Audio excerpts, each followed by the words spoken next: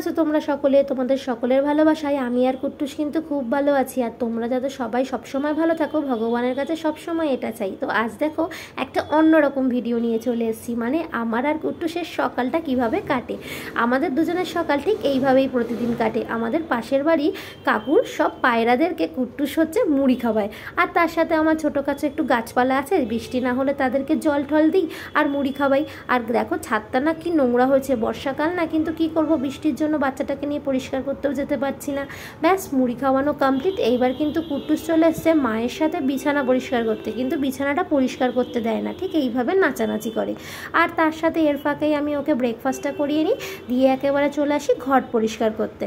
তো আমি প্রায় দিনই আর কি ঘরে ঝাঁটা দিই, কিন্তু মাঝের মধ্যে 1-2 দিন ভ্যাকিউম চালাই, কারণ বাচ্চা জানো তো এই সময় ওরা যা পায় সব মুখে দেয়, ঝাঁটাটা সব জায়গায় পৌঁছে ওঠে না। তো তার জন্যই ভ্যাকিউমটা আর কি চালানো, স্যার একদম কোনাগপচি থেকেই ময়লা পরিষ্কার করে নিই। কিন্তু দেখো কত বড় কাজের মানুষ, ভ্যাকিউম চালাচ্ছে, কি বলবে বলো। তারপরে স্নান করিয়ে দিয়ে ওকে আমি একটু মুড়ি বা মাখানা কিছু একটুখানি দিয়ে বাটির মধ্যে বসিয়ে দিয়ে আসি খাটে, আর তার সাথে ওর সাথে আমি লাঞ্চটা রেডি করে নিই।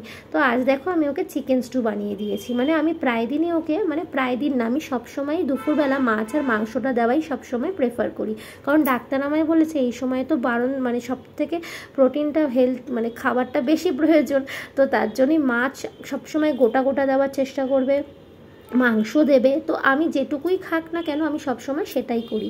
তো আজকে দেখো ওকে আমি মাখনের মধ্যে হচ্ছে গোটা গরম মশলা আর এলাচটা দিয়েছি, এই মানে গোটা গরম মশলার মধ্যে এলাচ দারচিনি দিয়ে, আর তার সাথে হচ্ছে পেঁয়াজের সাথে ফার্স্ট টাইম রসুন দিলাম, এর আগে কখনো রসুনটা দিইনি। ব্যাস তারপরে মাংসটা দিয়ে দিয়েছি, নাড়াচাড়া করে যখন গন্ধটা মানে ঢুকে গেছে মাংসটার মধ্যে।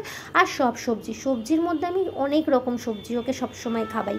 সবজির তো মানে উপকারের জুড়ি মেলা ভার। তো আজকে দেখো সমস্ত কালারফুল বেল পেপার আছে, কুমড়ো, আলু, গাজর, বিনস, টমেটো, মানে যা পেরেছি সব দিয়ে দিয়েছি।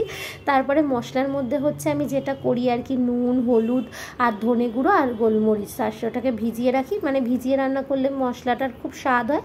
দিয়ে আর একটু সামান্য তুলালে তাল মিশ্রি অ্যাড করে জল দিয়ে প্রেশারে সিটি দিয়ে ব্যাস গরম গরম কুট্টুসের কিন্তু চিকেন স্টু রেডি। আর দেখতে পাচ্ছ একটা টুকটুকি ব্যাস চলে এসছে আমার কাছে রান্নাঘরে। আমি এবার ওকে নিয়ে খাওয়াতে বসিয়ে দিই, ওই 2টো নাগাদ খাইয়ে ঘুম পাড়িয়ে দিই। ও ঘুমালেই হচ্ছে মায়ের যত আর কি, সমস্ত মায়েদের তো সেটাই, বাচ্চা ঘুমালেই সব কাজ।